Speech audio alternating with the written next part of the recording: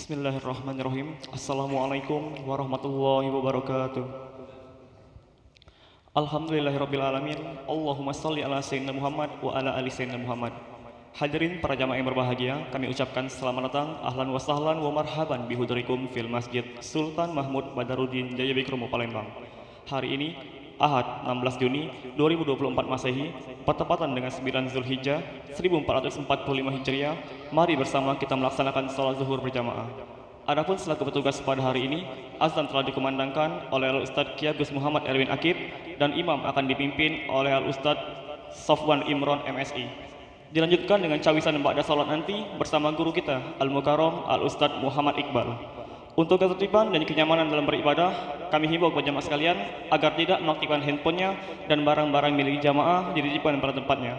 Dan kami himbau kepada jamaah sekalian agar berkenan untuk mengikuti doa dan zikir bersama imam sampai dengan selesai. Demikianlah harap dimaklumi atas perhatiannya kami pengurus Masjid Sultan Mahmud Badarudin Jaya Bikromo Palembang mengucapkan terima kasih. Semoga Allah Subhanahu wa taala menerima amal ibadah kita. Amin ya rabbal alamin. Wassalamualaikum warahmatullahi wabarakatuh. Allahu Akbar, Allahu Akbar. Asyhadu an la ilaha illallah. Asyhadu anna Muhammadar Rasulullah. Hayya 'alas shalah, hayya 'alal falah. Qad qamatis salatu, qad qamatis salah. Allahu Akbar, Allahu Akbar. La ilaha illallah.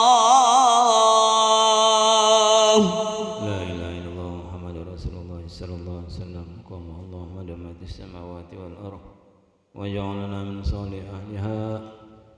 Istawu aqimu sumkum wa'tadilu wa tarasu wa sulhu.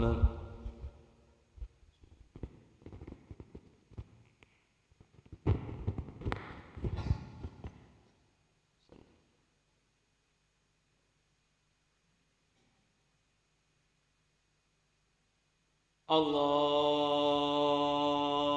Akbar.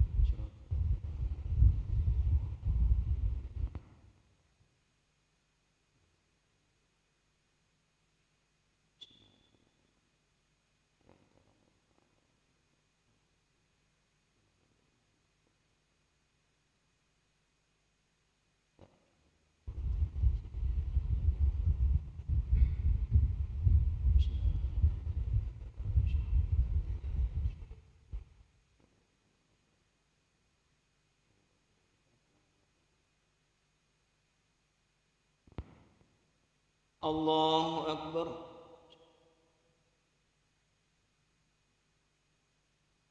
Sami Allahu liman hamidah. Allahu Akbar.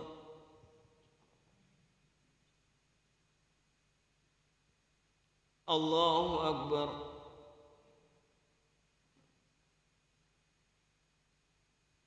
Allahu Akbar.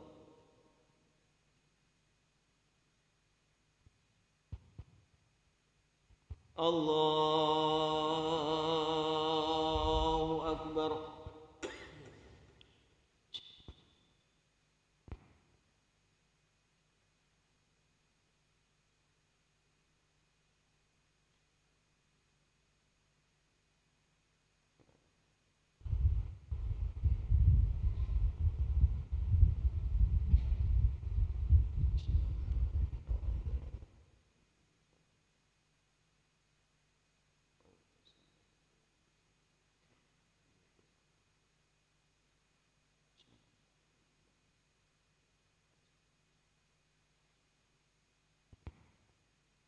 Allahu Akbar.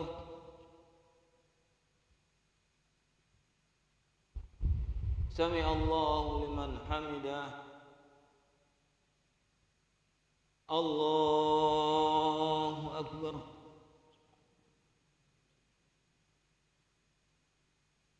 الله أكبر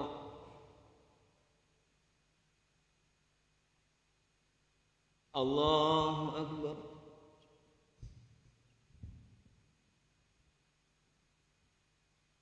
الله أكبر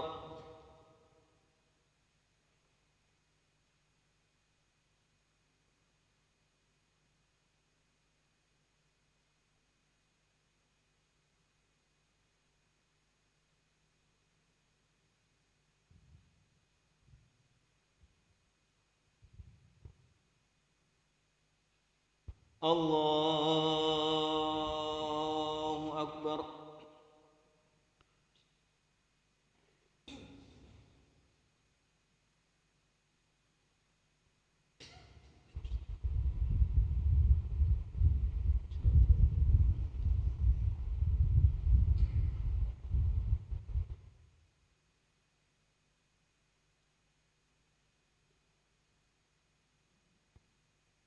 الله أكبر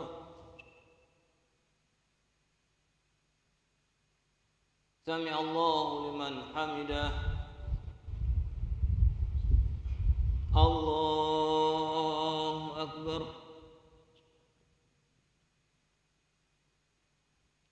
الله أكبر الله أكبر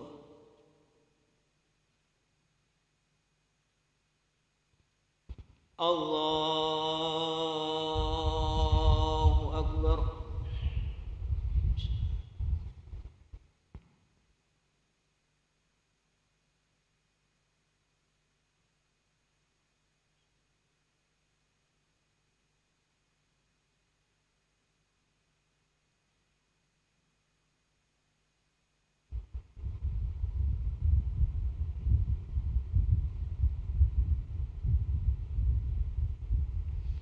الله أكبر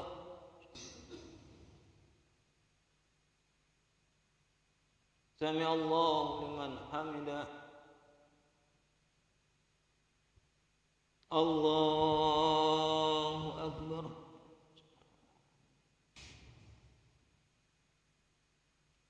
الله أكبر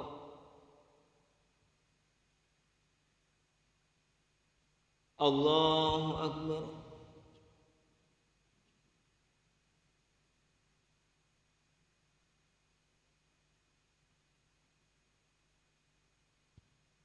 الله أكبر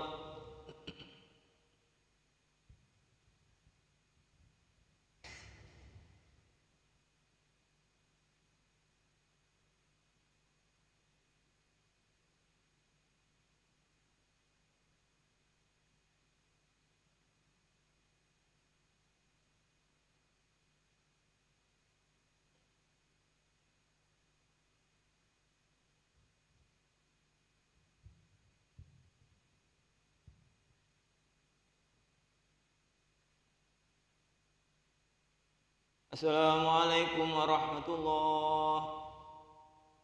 Assalamualaikum warahmatullahi. Alhamdulillah.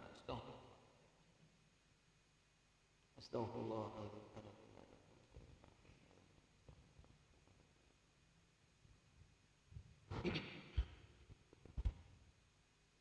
La ilaha illallah wahdahu la syarika lah. Lahul mulku wa lahul hamdu yumiitu wa huwa ala kulli syai'in qadir. لا إله إلا الله وحده لا شريك له له الملك وله الحمد يميت وهو على كل شيء قدير لا إله إلا الله وحده لا شريك له له الملك وله الحمد يميت وهو على كل شيء قدير لا إله إلا الله وحده لا شريك له له الملك وله الحمد يميت وهو على كل شيء قدير لا إله إلا الله وحده لا شريك له له الملك وله الحمد يميت وهو على كل شيء قدير لا إله إلا الله وحده لا شريك له له الملك وله الحمد يميت وهو على كل شيء قدير لا إله إلا الله وحده لا شريك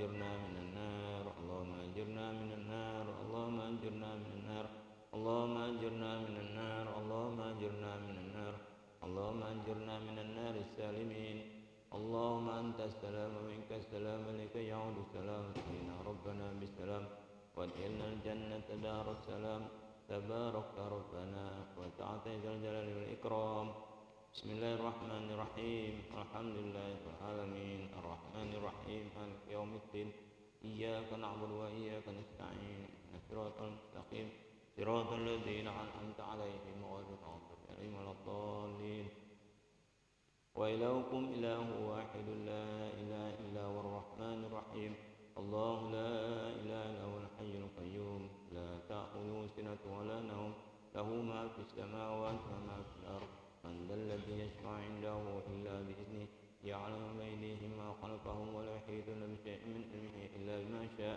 وسع كرسيه السماوات والأرض ولا يؤوده وهو العلي العظيم بسم الله الرحمن الرحيم قل هو الله أحد الله الصمد لم يلد ولم يولد ولم يكن له كفوا أحد بسم الله الرحمن الرحيم قل هو الله أحد الله الصمد لم يلد ولم يولد ولم يكن له كفوا أحد بسم الله الرحمن الرحيم قل هو الله أحد الله الصمد لم يلد ولم يولد ولم يكن له كفوا أحد إلهي يا ربي يا ربنا يا معبود سبحان الله سبحان الله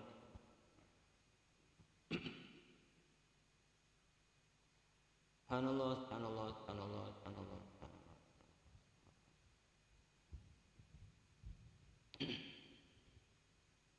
سبحان الله سبحان الله سبحان الله العظيم وبحمده الكريم دائما أبدا الحمد لله الحمد لله الحمد لله الحمد لله الحمد لله الحمد لله الحمد لله الحمد لله الحمد لله الحمد لله الحمد لله الحمد لله الحمد لله الحمد لله رب العالمين على كل حال وفي كل حال وبنعمة الله أكبر الله أكبر الله أكبر الله أكبر الله أكبر الله أكبر الله أكبر الله أكبر الله أكبر الله أكبر الله أكبر الله أكبر الله أكبر الله أكبر الله أكبر كبيرا والحمد لله كثيرا سبحان الله بكرة وأصيلا لا إله إلا الله له لا شريك له له الملك وله الحمد حميدا وعلى قدير ولا حول ولا قوة إلا بالله العلي العظيم استغفر الله العظيم أعوذ بالله من الشيطان الرجيم بسم الله الرحمن الرحيم الحمد لله رب العالمين حمدا شاكرين حمدا ناعمين حمدا يوافي نعمه ويكافئ زدا يا ربنا لك الحمد كما ينبغي لجلالك الكريم وعظيم سلطانك اللهم لك الحمد وإليك المشتكى وأنت المستعان ولا حول ولا قوة إلا بالله العلي العظيم سبحانك لا نحصي ثناء عليك أنت كما استعنت فلك الحمد حتى ترضى فلك الحمد بعد رضا فلك الحمد إذا رضيت عنا دائما أبدا اللهم صل على حبيب الرحمن أدل منك ومن فرقان اللهم صل على سيدنا محمد أدل ما في علم الله صلاة دائمة بدوام ملك الله ومن يتق الله يجعل له مخرجا يرزقه من حيث لا يحتسب ومن يتوكل على الله فهو حسبه إن الله بالغ أمره قد جعل الله لكل شيء قدرا اللهم جملنا بالعافية والسلامة وقنا بالتقوى والاستقامة وأعذنا من موجبات الندامة إنك سميع الدعاء اللهم اسلك بتنا في الأمور كلها وأجرنا من خزي الدنيا وعذاب الآخرة اللهم أجرنا من النار السالمين وادخلنا الجنة بسلام آمنين وقنا شر الظالمين وانصرنا على القوم الكافرين يا مجيب برحمتك يا أرحم الراحمين اللهم اغفر لنا ولوالدينا ولأولادنا ولإخواننا ومشايخنا وأصحابنا ولأحبابنا ولمن أحسن إلينا وللمؤمنين والمؤمنات والمسلمين والمسلمات يا رب العالمين اللهم إنا على ذكرك وحسن عبادتك ربنا تقبلنا إنك أنت السميع العليم وتب علينا إنك أنت التواب الرحيم ربنا آتنا من لدنك رحمة وهيئ لنا من أمرنا رشدا ربنا آتنا في الدنيا حسنة وفي الآخرة حسنة وقنا عذاب النار وادخلنا الجنة مع الأبرار يا عزيز يا غفار العالمين صلى الله على سيدنا محمد وعلى آله وصحبه أجمعين سبحان ربك رب العزة عما يصفون وسلام على المرسلين والحمد لله رب العالمين الفاتحة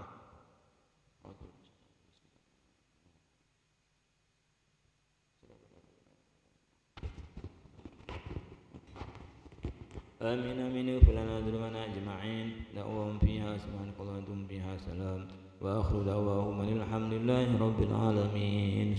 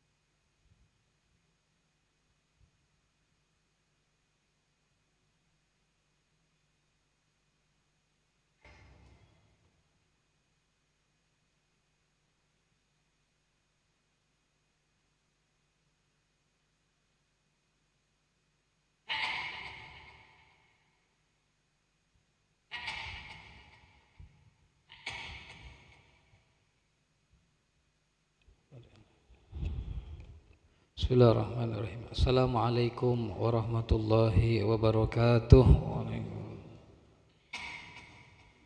Alhamdulillah.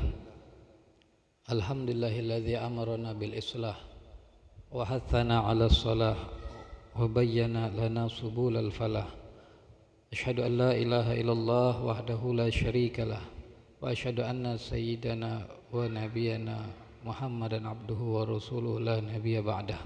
Allahumma salli wa sallim ala sayyidina Muhammadin nabiyir rahmah wa ala alihi wa ashabihi wa man tabi'ahum bi ihsanin ila yaumil qiyamah. Amma ba'du. Ma'asyiral hadirin wal mustami'in wal musyahidin rahimani rahimakumullah. Alhamdulillah, bersyukur kita kepada Allah Subhanahu wa taala.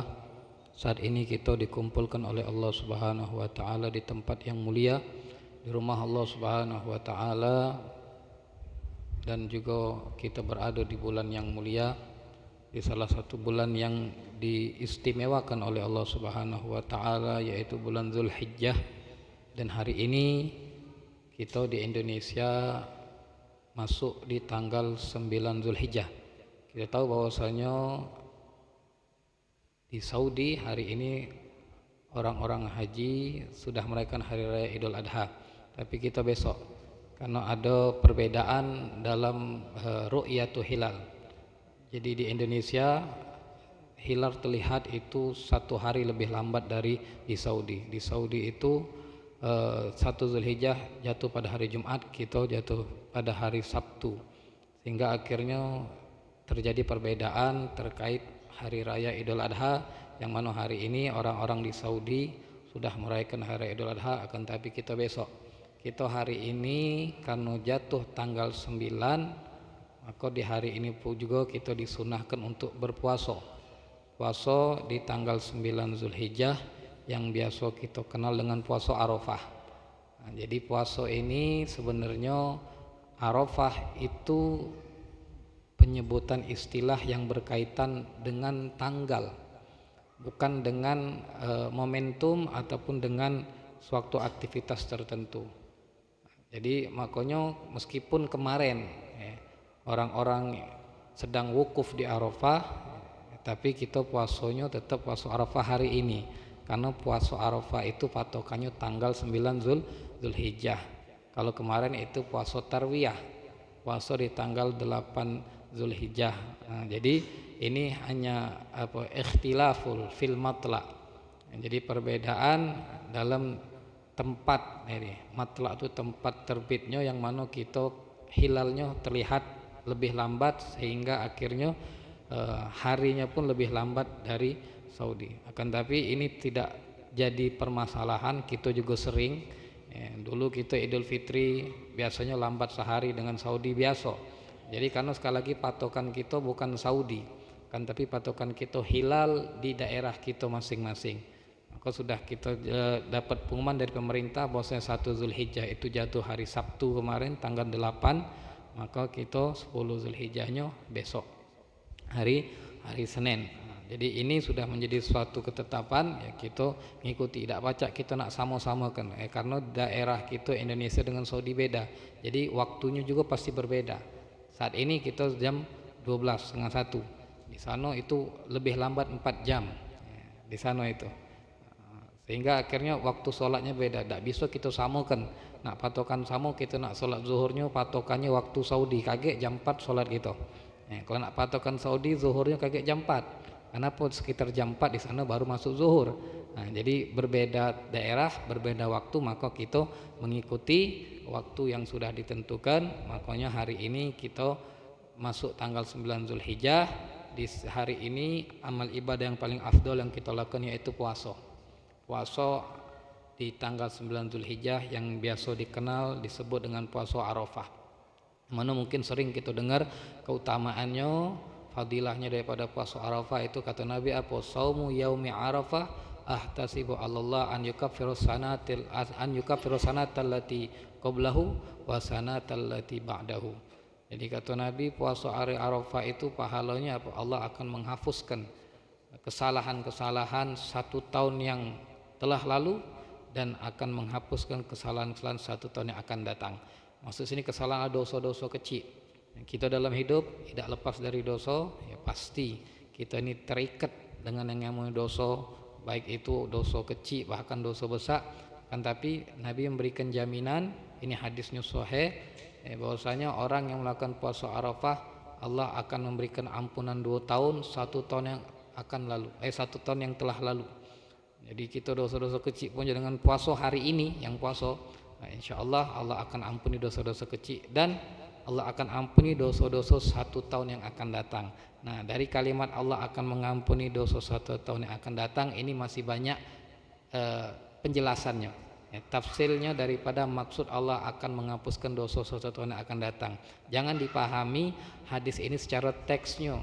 Jadi kalau dipahami hadis ini secara teksnya itu bisa jadi salah kaprah. Jadi wong yang puasa hari ini selesai puasa, besok dia masuk masjid, datang ke masjid, Pergi datang pergi bawa sandal yang jelek, balik nyari sandal yang bagus.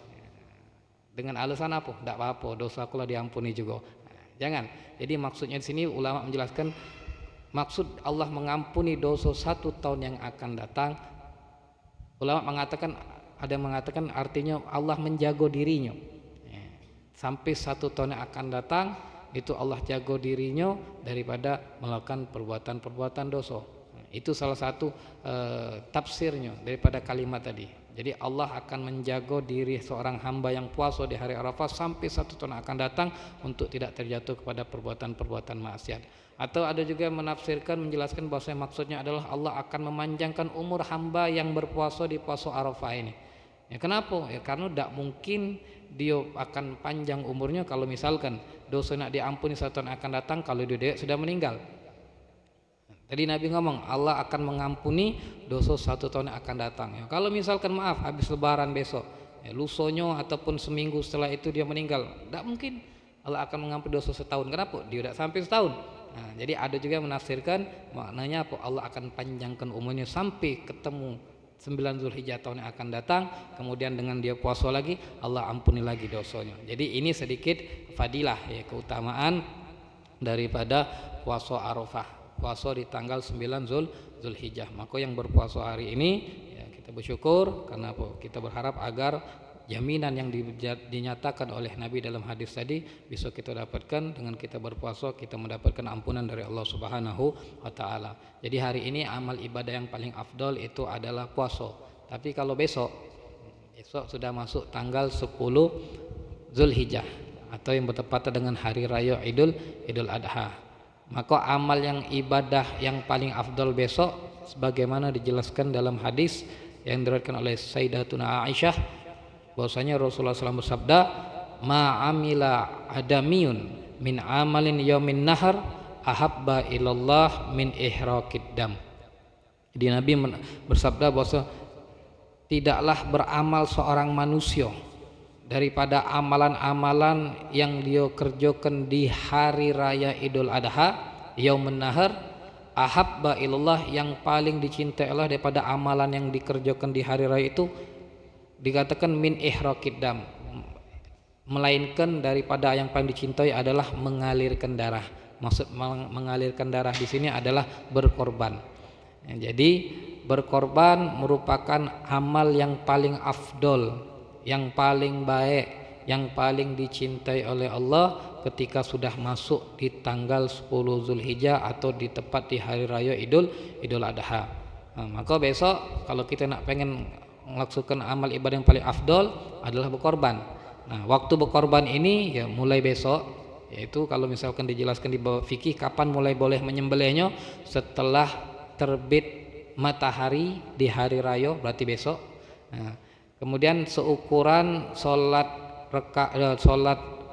2 rakaat kemudian 2 khutbah yang ringkas. Jadi besok itu ketika terbit matahari seukuran sholat sunnah 2 rakaat dan khutbah 2 yang singkat sudah boleh motong. Jadi mungkin kita perkirakan sekitar 6:30 besok sudah boleh motong, karena mungkin syuruk itu terbit matahari jam 6 anggaplah. Khutbah sama sholat 2 rakaat anggaplah ambil waktu setengah jam. Jadi sekitar 6:30 sudah boleh motong. Itu kalau untuk waktu pemotongan mulainya. Mulainya itu ketika boleh. Kalau motongnya sebelum itu maka korbannya tidak sah. Misalkan ada wong besok kita lebaran Idul Adha, dia niat berkorban, tapi malam ini dia motong. Malam ini dia motong dengan niat apa? Motong malam ini biar besok dagingnya pacak dimasak biar untuk lebaran besok. Maka daging yang dikorban ini bukan daging korban, yang dipotong ini bukan daging korban. Kenapa? Belum masuk waktunya. Kapan masuk waktunya? Besok. Nah, jadi kalau kita pengen berkorban ada waktunya. Waktunya tadi mulai hari raya Idul Adha sampai kapan? Nah, sampai kapan kita boleh berkorban? Sampai hari terakhir daripada ayyamut tasyrik, yaitu di tanggal 13 Zulhijjah. 10 Zulhijjah hari raya Idul Adha, 11, 12, 13, 3 hari setelah hari raya Idul Adha itu disebut ayyamut tasyrik. Nah, di hari-hari ini masih boleh kita berkorban. Jadi kalau misalkan seandainya kita nih pengen berkorban tapi hari ini belum megang duit, besok juga ternyata belum ada. Kita nih misalkan ada duit di uang itu janji nak bayar hari Rabu misalkan. Maka ketika kita hari Rabu punya duit, maka kita diperbolehkan untuk berkorban karena memang masih masuk waktunya. Jadi waktu berkorban itu 4 hari, 10 Zulhijjah, 11, 12, 13. Jadi ini amalan yang paling afdol yang bisa kita lakukan besok hari sampai hari Kamis, berarti Senin, Selasa, Rabu, Kamis. Sampai hari Kamis itu yaitu berkorban. Ada hal-hal sedikit yang bisa kita jelaskan berkaitan dengan masalah korban ini. Dalam sebuah hadis Rasulullah SAW bersabda, "Idza ra'aitumul hilala Zulhijjah." Apabila kalian melihat hilal bulan Zulhijjah. Kalau kita sudah tadi, kita ini tidak ngelihat hilal, tapi kita mendengar pengumuman dari pemerintah bahwasanya 1 Zulhijjah masuknya hari Sabtu kemarin di tanggal 8 Juni. Nah, jadi kata Nabi, idza raaitum hilala Zulhijjah. Kalau kita sudah melihat, sudah tahu bahwasanya kapan 1 Zulhijjah, wa arada ahadukum an yudhi, dan kalian berkeinginan untuk berkorban di tahun ini. Misalkan tadi kemarin hari Sabtu tanggal 1 Zulhijjah kita sudah dah masuk Zulhijjah, bentar lagi nak lebaran, 10 hari lagi berarti nak hari raya. Kemudian kita ada niat nak berkorban tahun ini. Nah, jadi fa iza arada ahadukum an yudhi, kata Nabi. Kalau kalian berkeinginan untuk berkorban di tahun ini di tanggal 10 kage, di hari raya Idul Adha kage, kata Nabi apa? Fal yumsik an sya'rihi wa azfarihi, maka hendaknya dia menahan diri untuk tidak memotong daripada rambutnya dan kukunya. Nah, jadi ini ada hadis syariat Nabi menganjarkan, memberitahu bahwa kalau kita punya keinginan untuk berkorban di tahun ini, misalkan besok kita punya keinginan berkorban, nah, maka dari tanggal 1 kemarin, di tanggal 8 Juni jatuhnya 1 Zulhijjah itu, sampai besok itu kita disunnahkan untuk tidak memotong kuku, tidak memotong rambut. Maksud rambut di sini ya jenggot, kumis atau bulu-bulu yang lain di tubuh kita untuk tidak dipotong. Sampai kapan? Sampai selesai hewan korban itu dipotong. Jadi ini menjadi hukumnya sunnah tapi tidak wajib. Meskipun hadisnya kata Nabi fal yumsik, ini perintah. Tapi perintah di sini bukan lil wujub. Jadi di sini hanya anjuran, kata Nabi, kalau ada orang yang pengen berkorban kemudian sudah masuk 1 Zulhijjah, maka hendaknya dia menahan diri untuk tidak memotong rambut dan kukunya sampai kapan? Sampai hewan korbannya itu disembelih. Jadi ini menjadi salah satu tuntunan syariat yang ada, itu hukumnya juga sunnah. Jadi ini tidak wajib. Jadi seandainya kalau memang kita ngerasa tidak kuat, Ustaz kuku aku lah panjang, tidak kuat lagi, aku tidak biasa kuku panjang, ya potong. Karena ini cuma menjadi hukumnya sunnah, tidak wajib. Ada beberapa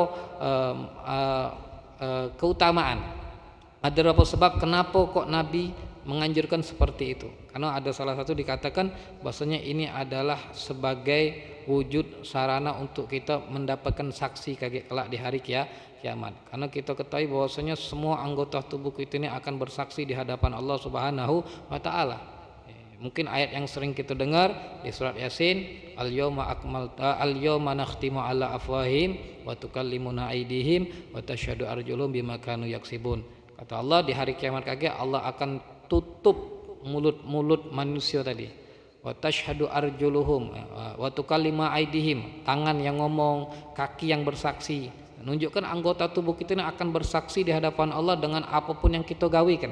Bahkan di ayat lain dikatakan bahkan sampai kulit kita ini akan bersaksi, bercerita di hadapan Allah tentang apa yang kita kerjakan. Nah, makanya akhirnya apa? Ada anjuran untuk tidak memotong kuku dan rambut tadi. Kenapa? Ini agar kelak kuku ini, rambut ini pun akan bersaksi di hadapan Allah bahwasanya kita pernah melakukan ibadah korban. Nah, tapi tadi ini sekali lagi hukumnya adalah sunnah. Jadi kalau memang tidak kuat, rambutlah panjang, kukulah panjang, nak dipotong, potong.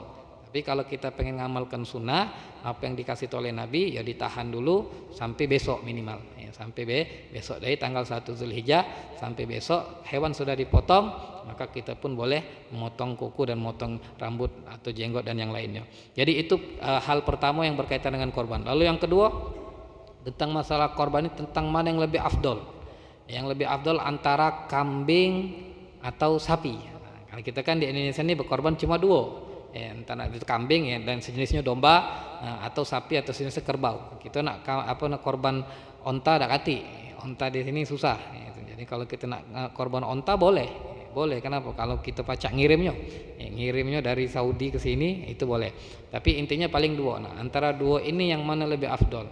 Kalau di bab fikih dibahas, Imam Syafi'i mengatakan bahwasanya hewan ini khusus hewan dulu ya. Jadi terkait masalah afdoliyah ini jangan disalahpahami, karena banyak uang ini salah paham. Ketika ada seorang ustadz menunjukkan atau tadi memberitahu tentang keafdolian suatu hal, dia pahami bahwasanya yang A ini afdol, yang B ini tidak boleh, itu yang salah. Jadi misalkan ada seorang ustadz ngomong antara A dan B ini yang mana yang afdol, ustadznya ngomong yang afdol A. Nah, ketika ustadznya ngomong afdol A bukan berarti yang B tidak boleh gitu. Jadi jangan salah dipahami, karena banyak orang kesalah paham. Ustadznya ngomong yang afdol A, enggak tahu ustadznya tidak boleh kan yang B, padahal tidak. A sama B boleh, tapi yang lebih afdol, yang lebih utama, yang lebih bagus yang mana. Nah, jadi itu. Nah, antara untuk masalah hewan korban, yang afdol apakah tadi onta, sapi, kambing atau domba mana? Nah, kalau dijelaskan menurut mazhab Syafi'i yang afdol itu adalah ialah onta. Yang afdol. Kemudian sapi, kemudian baru kambing atau domba. Kenapa lebih afdol hewan ini? Karena ini dagingnya lebih banyak. Jadi itu alasan pertama kenapa afdol, karena dagingnya lebih banyak. Kita berkorban sapi siko dengan berkorban kambing siko, yang mana banyak dagingnya? Pasti sapi. Jadi makanya lebih afdol itu yang paling banyak dagingnya, itu yang lebih afdol. Seandainya ada kambing, ini seandainya ada kambing beratnya sampai 300 kilo, andainya kemudian ada sapi beratnya cuma 150, yang mana afdol? Yang lebih banyak dagingnya. Tapi kalau dari urutan hewan, ya karena umumnya biasanya sapi lebih banyak daging daripada kambing. Jadi yang lebih afdal dari urutan hewannya ya itulah.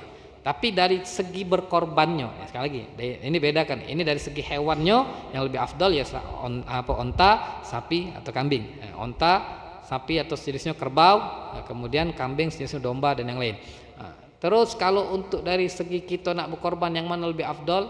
Kalau kita berkorbannya satu kambing siko dengan satu sapi tapi 7 uang, maka lebih afdol satu kambing siko uang daripada satu sapi 7 uang. Sekali lagi ini bedakan dulu. Yang tadi pertama terkait hewannya yang afdol. Hewannya yang lebih afdol. Jadi urutannya seperti ini kalau nak lebih jelasnya. Urutan lebih afdol hewan itu onta, sapi, kambing atau domba. Kemudian onta per 7 orang, kongsian 7, dan sapi kongsian 7. Jadi ini urutannya. Jadi kalau kita lebih afdal apa? Misalkan aku nak berkorban Ustaz, cak mano aku nih nak berkorban. Lebih afdalnya aku beli kambing, aku nak duit 3 juta. Aku beli kambing siko atas nama aku, atau aku patungan dengan sapi tadi 7 wong. Lebih afdal siko kambing siko uang daripada siko sapi 7 wong. Kenapa? Karena lebih afdal yang siko kambing siko uang, karena semakin banyak kambing maka akan semakin banyak proses penyembelihan, maka akan semakin banyak yang namanya ihraqud dam. Karena kata Nabi tadi, amal yang paling afdal adalah mengalirkan darah. Contoh, ada uang 7, dia berkorban siko uang ini siko kambing, tapi ada uang ber7, dia berkorban siko sapi. Jadi ini 7 uang 7 kambing, ini 7 uang siko sapi. Kalau yang paling banyak motong yang mana? Yang paling banyak motong yang ini. Kenapa? Ini 7 kali pemotongan, sedangkan ini cuma sekali. Nah, amal yang paling afdal kata Nabi ihraqud dam, menyembelih. Jadi semakin banyak penyembelihan maka itu semakin afdal. Nah, jadi kalau kita pengen lebih afdalnya mana berkorban? Ya, afdalnya berkorban sikok kambing, sikok uang, atau tadi sikok sapi 7 uang. Ya, maka yang lebih afdal sikok kambing, sikok uang, karena semakin banyak kambing semakin banyak proses pemotongan. Tapi kalau misalkan nak berkorban tadi sikok sapi 7 uang juga boleh, bukan itu tidak boleh. Sekali lagi ini terkait masalah afdoliyah, bukan larangan berarti gara-gara ini satu kambing sikok uang berarti tidak boleh sikok sapi 7 uang, bukan cak itu dipahami. Nak ambil afdol, ambil afdolnya sikok kambing sikok uang daripada sikok sapi 7 uang. Jadi ini terkait masalah yang mana afdol. Kemudian untuk masalah hewannya Ustadz, boleh tak atau yang mana lebih afdol kalau misalkan kita berkorban hewan yang jantan atau yang betino? Karena banyak juga uang yang memahami bahwasanya untuk berkorban, untuk akikah itu tidak boleh hewan betina, padahal tidak katik syarat dalam syariat bahwasanya harus hewan jantan, tidak. Jadi nak betina. Jadi kalau kita nak berkorban atau akikah, nak akikah misalkan Ustaz aku nak akikah, nak akikah anak aku ini lanang. Berarti kan dalam aturannya syariatnya dianjurkan kalau anak lanang itu apa? Kambingnya dua yang dipotong. Kalau anak betina siko. Nah sekarang nih Ustaz, cak manu kambingnya lanang apa betina? Silakan. Ya, silakan. Nak yang lanang boleh, yang nak betina boleh. Begitu juga terkait masalah berkorban. Jadi berkorban itu tidak wajib, tidak harus hewannya jantan. Kalau kita nak beli yang hewan betina juga boleh. Tapi yang lebih afdal, ya lebih afdal hewan jantan. Jadi dijelaskan sini apa? Karena apa? Hewan jantan itu yang pertama dikatakan harganya pasti lebih mahal. Itu yang pertama. Karena dikatakan di sini aghla thamanan. Ya, kalau bisa mencari hewan itu yang paling mahal, itu yang lebih afdal. Jadi biasanya kalau hewan yang jantan lebih mahal daripada hewan yang betina. Itu yang biasa Anda tahu. Ya, Anda bukan pedagang kambing, ya, pedagang sapi, tapi tidak. Tetapi dengan cerita seperti itu. Soalnya Anda nih kemarin ada yang ngajak berkorban, Ustaz nak berkorban tidak dengan kami. Berapa kata Anda? 1,5 juta. Loh kok murah nian? Iya, hewan kami betina katanya. Nah, jadi betina lebih murah katanya. Jadi itu. Kemudian kalau Imam Nawawi dikatakan at-tadhiyatu bizzakari afdalu minal unsa. Jadi Imam Nawawi mengatakan berkurban dengan hewan yang jantan lebih afdal daripada hewan yang betina. Jadi kalau untuk afdoliyah memang lebih afdal hewan jantan. Bukan berarti hewan betina tidak boleh. Nah, sekali lagi, afdolnya hewan jantan, tapi nak hewan betina juga boleh. Misalkan hewan jantan harga 3 juta, ada yang betina harga lebih murah 1,5 juta. Kita ini punya duit cuma itulah 1,5 juta. Ya beli yang betina. Tidak masalah. Sah korbannya, sah dapat pahala. Nah, itu. Cuma kalau lebih afdol tadi yang lebih mahal. Dan ada juga mengatakan bahwasanya kenapa hewan jantan lebih afdol, karena hewan jantan itu dagingnya lebih enak. Ini kata wong. Karena juga tidak perlu merhatikan, tidak perlu ngerasa kena kambing betina, kambing jantan. Tapi katanya kalau kambing jantan itu atau hewan yang jantan itu dagingnya lebih enak daripada kambing betina. Dan kita kalau untuk berbagi, untuk bersedekah, ya berusaha untuk memberi yang terbaik. Jadi kalau kita baca ya beli hewan jantan. Tapi sekali lagi ini bukan berarti hewan betina tidak boleh. Silakan. Jadi ini sedikit yang dibahas terkait yang mungkin banyak terjadi pro kontra kadang. Jadi ada yang tidak boleh ini, tidak boleh. Boleh kalau. Jadi jelaskan apa biar tidak jadi ribut. Jadi jangan sampai gara-gara berkorban akhirnya jadi ribut. Kita ini kan banyak aja itu. Ada hal-hal sepele, hal-hal yang mungkin tidak terlalu penting, banyak ribut. Misalkan ini ada pengurus masjid ngomong kita insya Allah tahun ini berkorban. Nah, ini ada sapi dan kambing. Langsung tidak kami sapi, aku sapi. Tidak, silakan. Misalkan nak sapi, nak kambing atau ini jantan atau betina, silakan. Boleh, nak sapi boleh, nak kambing boleh berkorban. Yang penting binatang ternak yang sudah memang dituntut dalam syariat untuk masalah jenis kelaminnya tadi silakan. Nak jantan, nak betina boleh. Jangan sampai ribut. Jangan sampai gara-gara berkorban, ya kita ini berkorban apa? Nak memotong hewan yang bertanduk biar sifat-sifat menanduk dalam diri kita ini bisa dihilangkan. Ya, jangan sampai kayak akhirnya habis hewan dikorban kita saling nanduk. Saling apa? Saling ribut. Jadi kalau kita yang di masjid, kalau kita yang berkorban saling ribut sama pengurus masjid, sama-sama yang berkorban, yang senang yang tidak pernah ke masjid. Yang senang tidak berkorban, ngomong dia untung kita tidak ke masjid. Nah itu ngomong di masjid ribut deh. Nah, kita tidak ribut, tidak ke masjid. Untung kita tidak berkorban. Kenapa? Yang berkorban ribut. Nah, jadi jangan dipermasalahkan. Jadi kalau kita ngerti hukum, insya Allah itu akan jadi permasalahan. Jadi itu terkait masalah mana yang lebih afdol. Maka yang lebih afdol itu ya, tadi hewannya hewan jantan. Meskipun hewan betina itu diperbolehkan. Nah, kemudian terkait masalah pembagiannya. Pembagian hewan korban ini cak mana Ustaz? Nah, banyak juga yang masih bingung. Jadi intinya hewan yang kita korbankan itu yo, yang sebaiknya itu meskipun yo, boleh kita makan dan kita bagikan. Tapi yang sebaiknya di sini dijelaskan bahwasanya yang wayakulu minal uhdiyah al mutawu biha, dan boleh dimakan daging hewan korban bagi yang berkorban sunnah. Nah, jadi kalau uang itu berkorbannya korban sunnah, maka yang berkorban juga boleh makan dagingnya. Karena ada uang yang berkorban tidak boleh ngambil dagingnya. tidak boleh makan dagingnya. Siapa itu? Wong yang kalau dia berkorban wajib. Masuk berkorban wajib sini berkorban karena dia nazar. Misalkan ada si A bernazar, ya Allah, seandainya kalau aku lulus, aku masuk di kerjaan ini, aku masuk di gawean ini, aku lulus begawe di sini, aku nak berkorban tahun ini. Tapi kalau aku tidak lulus, selamanya aku tidak berkorban. Ngancam itu namanya. Nah, seandainya kalau dia sudah bernazar seperti itu, maka jadi korbannya korban wajib. Kalau sudah korban wajib, yang berkorban tidak boleh ngambil dagingnya, wajib disedekahkan, dibagikan seluruhnya. Nah, tapi kalau yang korban sunnah, maka kita boleh ngambil dagingnya, nyicip ikah, untuk mengambil keberkahan korban. Tapi tadi untuk ukurannya bebas. Nah, seberapa banyak kita ambil bebas, karena ini sebenarnya daging kita. Kan kita yang beli hewannya, kita minta potong iwang misalkan panitia di masjid atau musola, tapi ini kan hewan-hewan kita. Itu. Maka yang namanya punya kita bebas nak ambil seberapa pun. Nah, tapi maka dibahas dalam bab fikih ini yang paling afdal itu cara pembagiannya apa? Dibagi sepertiga.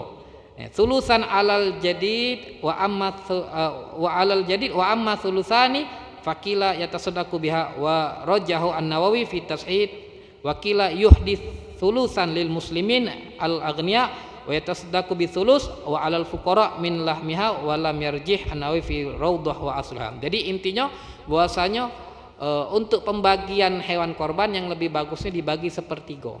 Sepertiga dia ambil untuk dia makan, itu daging tadi, kemudian sepertiga dia sedekahkan ke fakir miskin, dan sepertiga dia hadiahkan ke uang-uang kaya. Nah, jadi untuk korban ya pembagiannya bebas, berbeda dengan zakat. Kalau zakat harus diberikan ke uang yang tepat. Kalau tidak tepat, zakatnya bisa tidak sah. Itu melakukan zakat yang kita kasih uang kayu, tidak sah zakat kita. Harus ke orang-orang yang disebutkan dalam Al-Quran dari asnafuz zakat. Ada 8 kelompok tadi, yang pasti fakir miskin. Itu. Tapi kalau untuk korban, dagingnya boleh tadi dibagi juga ke uang-uang kayu. Kita punya kawan bisnis, punya rekan bisnis, berduit, dia tidak apa-apa kita berkorban, kirimkan daging ke rumahnya. Oh, telepon kayak, itulah aku ngirim daging, aku ini berkorban Tony, itulah korban dari aku untuk kau. Boleh, boleh. Kenapa? Karena ini tadi berbeda dengan zakat. Jadi cara lebih afdal membaginya tadi sepertiga kita ambil, sepertiga kita sedekahkan ke fakir miskin, sepertiga lagi kita hadiahkan ke uang kayu juga boleh. Nah, jadi itu. Tapi kalau seandainya Ustaz, aku nih tidak kalah nak ngambil, biarlah nak kebagikan kalau, tidak apa-apa. Silakan, tapi minimal ngambil sedikit. Untuk apa? Ngambil keberkahannya. Tidak baca nak ngambil kalau Ustaz, aku ambil seperempat biarlah untuk masak di rumah, nyicip daging. Boleh. Nak sedekahkan kalau juga boleh. Jadi itu untuk pembagian. Jadi terkait masalah pembagian sebenarnya bebas. Jadi intinya nak dikasih ke uang kayu boleh, nak dikasih yang miskin boleh, nak kita ambil makan juga boleh. Kalau dia tadi korbannya korban sunnah. Tapi kalau korban wajib seperti nazar tadi, maka kita yang berkorban tidak boleh ngambilnya. Nah, dan yang terakhir mungkin terkait masalah korban ini, hewan yang dijadikan korban itu tidak boleh dijadikan sebagai upah. Contoh, misalkan kita berkorban, nitip sikok sapi atau sikok kambing ke panitia yang ada, entah itu di musola di masjid. Nah, ngomong aku nak berkorban, ini kambing aku. Nah, siapa yang motong? Misalkan yang motong bapak A. Nah, sudah omongi bapak A yang motong kambing aku ini, embeklah jatah dia sebagai upah. Nah, itu. Embeklah dagingnya misalkan 1 kilo, jatah dia sebagai upah. Nah, itu tidak boleh.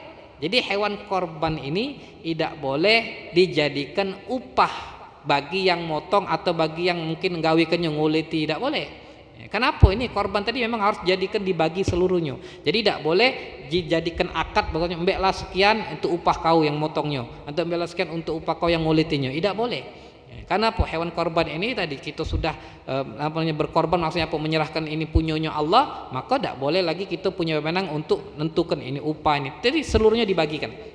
Dibagikan kalau. Jadi tidak boleh jadikan upah. Terus upahnya cak mano? Nah, untuk upahnya kita bedakan. Makanya kalau misalkan seandainya kita nitip ataupun misalkan ada panitia yang tadi yang menerima untuk pemotongan hewan korban, maka dia harus ada yang namanya dana operasional.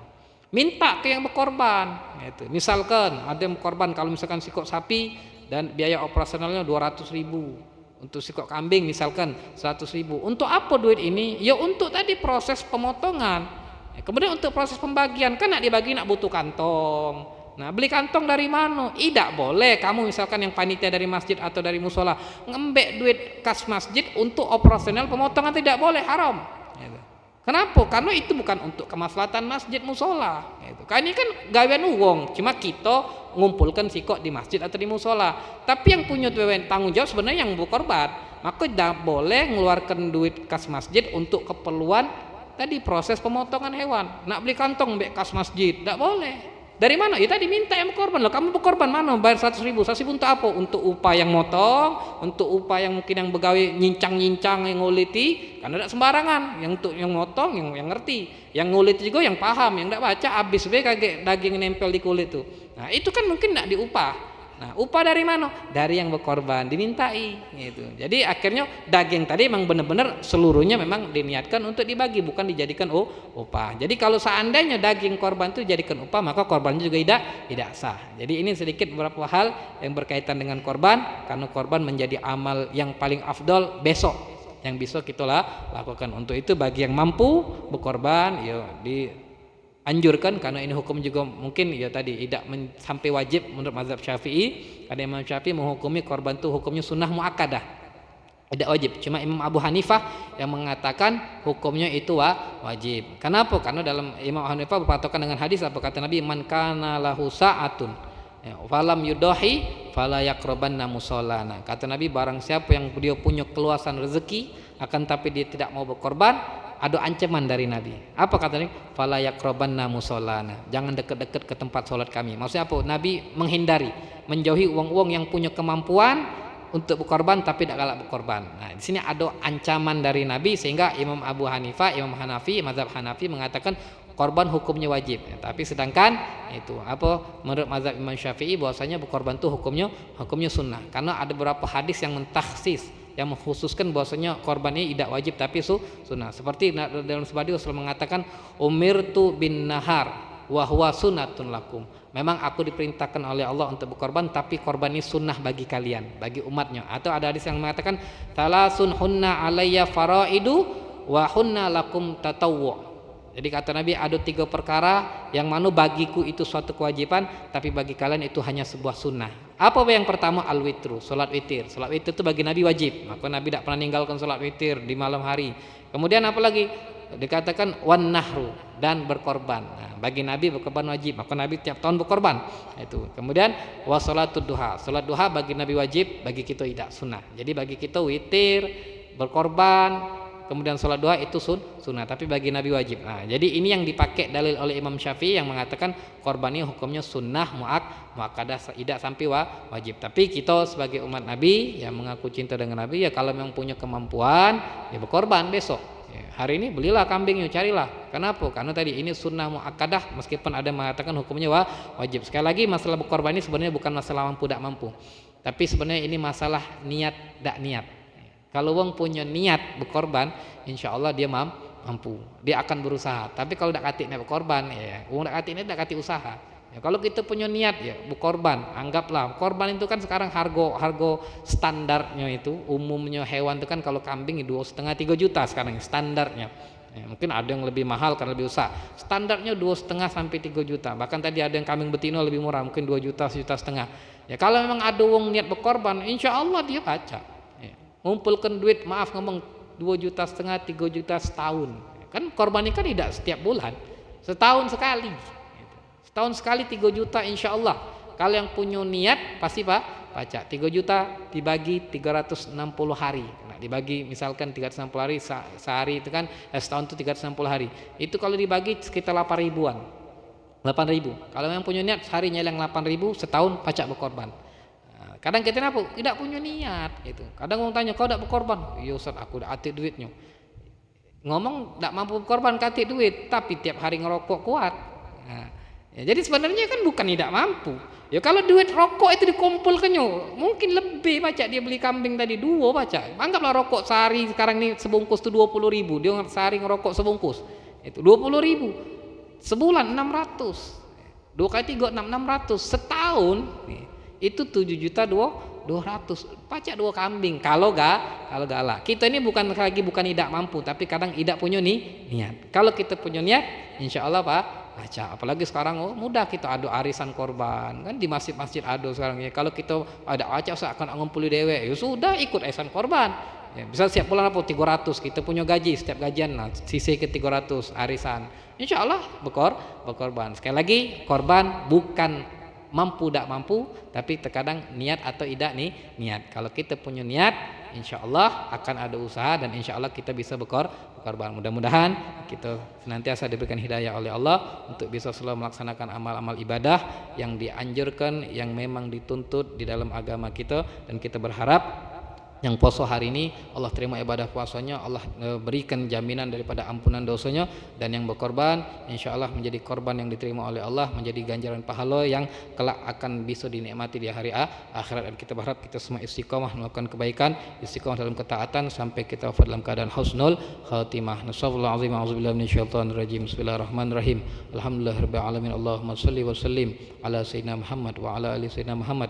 Allahumma hdina bihudak waj'alna mimman yusari'u fi ridhak wa la tuwallina waliyan siwak wa la taj'alna mimman khalafa amraka wa aswak. Allahumma a'inna ala dzikrika wa syukrika wa husni ibadatik. Allahumma jal jam'ana hadza jam'an marhuma wa tafarruquna min ba'dihi tafarruqan mubarakan ma'sumah. Rabbana atina fid dunya hasanah wa fil akhirati hasanah wa qina azabannar. Wa sallallahu ala sayyidina Muhammadin wa ala alihi wasallam.